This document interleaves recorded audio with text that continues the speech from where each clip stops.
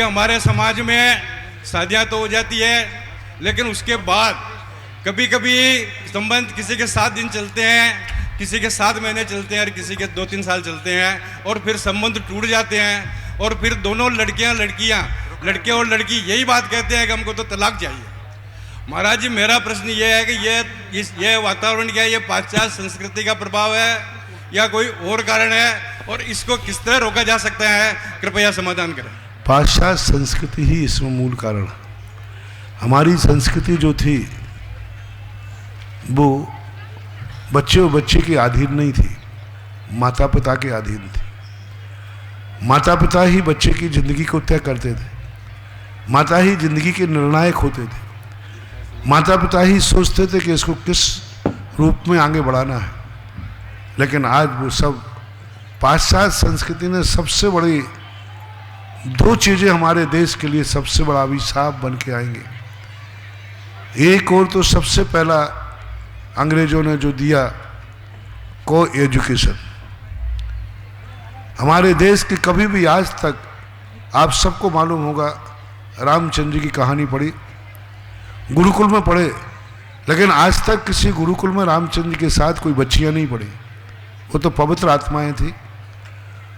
रामचंद्र जी ने जिंदगी पढ़ी, पूरी 16 साल तक पढ़ाई की, लेकिन उस आश्रम में कोई बच्चियां नहीं थी, योगिनियां नहीं थी जहां पर रामचंद्र जी पढ़े थे। बच्चियों ने पढ़ा है, ऐसी बात नहीं कि नहीं पढ़ा हो। वैष्णव दर्शन में भी जब विदेही को दूसरी बार वनवास भेजा गया, उस समय वाल्मीकि के आश्रम में बच्चियों का आश्रम था, वहां कोई पुरुष नहीं थे। पूरा आश्रम के अंदर आप देखिए यदि पुरुष होते तो सीता वहां शरण नहीं लेने वाली थी। जनक नंदिनी ने शरण ली कहाँ? वाल्मीकि आश्रम में। मैंने सोचा वाल्मीकि आश्रम में क्यों शरण ली? क्योंकि वाल्मीकि के आश्रम में कोई पुरुष, कोई बच्चा, कोई वहां पर अध्ययन करने वाला नहीं था, मात्र बालिकाएं थी। तो कुछ ऐसे महान संत हुआ करते थे, जो साध्वियां हुआ करती थी, वे बालिकाओं के लिए अध्ययन कराते थे। और जो कुछ वो लोग होते थे जो पुरुषों को अलग, यानी चौथे काल में जहां इतनी पवित्रता थी तब भी एजुकेशन अलग अलग थी। जैन दर्शन में ब्राह्मी और सुंदरी को ऋषभदेव ने अपने भाइयों के साथ नहीं पढ़ने दिया, भाइयों को अलग पढ़ाई का स्थान बनाया और बहनों को अलग बनाया। ये हमारे आदर्श पुरुषों के जो सोच थे, इसको सबसे पहले अंग्रेजों ने मिटाया। अंग्रेजों की एक ही नीति थी। 18वीं शताब्दी में मैकेले ने अपने वहां यही कहा था, भारत देश को जीतना है तो वहां की संस्कृति की रीढ़ तोड़ दो। वहां के संस्कार, और सबसे बड़ा संस्कार है मातृशक्ति, नारी जाति, इनके धर्म को भ्रष्ट कर दो। दूसरी नीति उन्होंने कहा कि इनके खान पान में बदलाव कर दो, और इस प्रकार का खान पान इनका हो जाए कि ये अपने आप अपनी वो शक्ति, क्योंकि भारत देश के पास शस्त्र की शक्ति नहीं है, अणुबम की शक्ति नहीं है।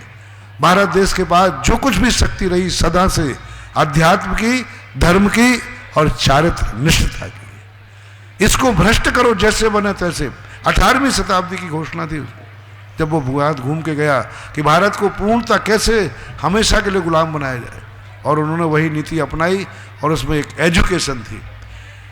हम बड़े लोगों को नहीं बिगाड़ सकते, लेकिन बच्चों को बिगाड़ सकते हैं, और छोटे बच्चों से को एजुकेशन अंग्रेजों की देन है। अंग्रेजों ने को एजुकेशन शुरू की, और को एजुकेशन का अभिशाप आज सारे देश को, नारी जाति को, मातृजाति को कलंकित कर रहा है। दूसरा उन्होंने होड़ दिया, नारा दिया, पुरुष और स्त्री बराबर है। स्त्री को पुरुष की बराबरी की दौड़ में खड़े कर दिया, दौड़ो। स्त्री की उपेक्षा हो रही, नारी जाति को जगाया। उन्होंने कहा तुम पुरुष की बराबरी पे क्यों नहीं, दौड़ो पुरुष के साथ, हम किसी से कम नहीं। महानुभाव, नारी जब पुरुष की बराबरी करेगी तो नारी को खतरा है। नारी की एक मर्यादा होती है। मैं नारी के उत्थान का विरोधी नहीं हूं, मैं नारी की शिक्षा का विरोधी नहीं हूं, लेकिन मैं विरोधी हूं कि नारी पुरुष की बराबरी ना करे। पुरुष पुरुष होता है, नारी नारी होती है। कुदरत ने ही तुम्हें नारी बनाया। नारी जब भी पुरुष से आगे निकलने का भाव करेगी, जब भी पुरुष के बाहर, हमारे यहाँ आपके लिए सबसे बड़ा कहा जाता है घर वाली, यानी घर की मालकिन, घर की स्वामिनी। घर के बाहर जैसे नारी का कदम रखेगी, और वो भी नौकरी के रूप में, वो भी एजुकेटेड होकर के, उसकी जिंदगी बहुत खतरे में पड़ेगी। परिवार के साथ वो सम्मेलन, जहां मियाँ बीवी दोनों नौकर होंगे, वे कभी एक दूसरे को सहन नहीं करेंगे। उनके बच्चे कभी भी अच्छे नहीं निकल सकते, क्योंकि दोनों नौकर में होते हैं। तो आज जो नारी जाति पढ़ लिख करके हर चीज में पुरुष की बराबरी कर रही है, होड़ कर रही है, यही उसके पतन का कारण है। क्योंकि नारी का जो रूप है वो तो सदा से रहा। कौन छोड़ा है? जिस समय रामचंद्र जी थे उस समय विदेही जैसी महासती नारी नहीं बच पाई, उसको भी उठा के ले गए दुष्ट लोग।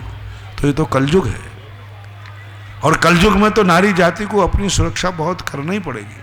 और आज घरेलू संबंध जो बिगड़ रहे हैं उसका मूल कारण यही है। यदि इन संबंधों को बना के रखना है तो माँ बाप को चेतना होगा, नारी को मनुष्य की बराबर, पुरुष की बराबरी नहीं, और उनको एजुकेशन के लिए कोई एजुकेशन नहीं, सरकार से मांग करो विद्यालय अलग अलग होना चाहिए। ये अंग्रेजों की कूटनीति खत्म होना चाहिए।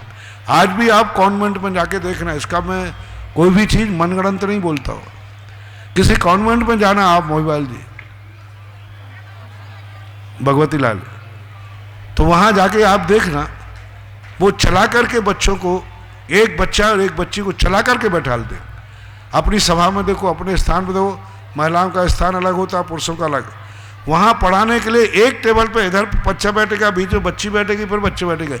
ये अंग्रेजों की नीति है कि भारत की नारी जाति की पवित्रता नष्ट हो जाएगी, भारत अपने आप नष्ट हो जाएगा। इस दुर्नीति से कोई पकड़ नहीं पा रहा है, और ये दुर्नीति उनकी है, हमें सावधान होना पड़ेगा।